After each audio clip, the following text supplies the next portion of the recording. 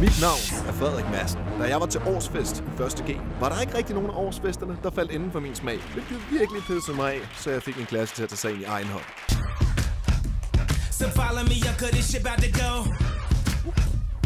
Der er ingen, der ved, om årsfesten går op, ned, sidelæns eller i cirkler. Ved du, hvad en kutsby er? Nej, en Gatsby. Det er en af de andre årsfester. Kutsby, Gatsby, Skodfest. Giver alt det her fravær absolut intet. Vi har mere alkohol, end vi nogensinde kan få drukket. MV arbejder altså ikke for jer.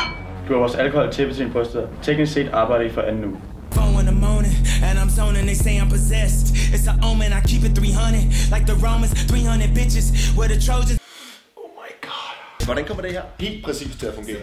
Det vi gør, det er, at vi tager en masse mokai, og så stiller vi dem op som en bowlingbane. Så vi tager simpelthen pylderen, løfter ham op og kaster ham ind i de her mokai. Ja, det er det der fede ved pyldere. De er bygget til at blive kastet som bowlingbane. Stop.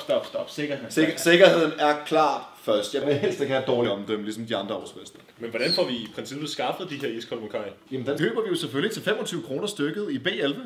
B11. So follow me up, 'cause this shit about to go. I'm doing 500, I'm out of control. But there's nowhere to go, and there's no way to slow. If I knew what I knew in the past, I would have been like that on your ass.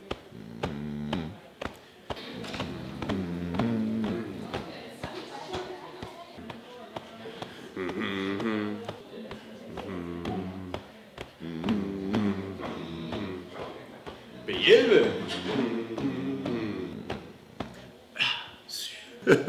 B11.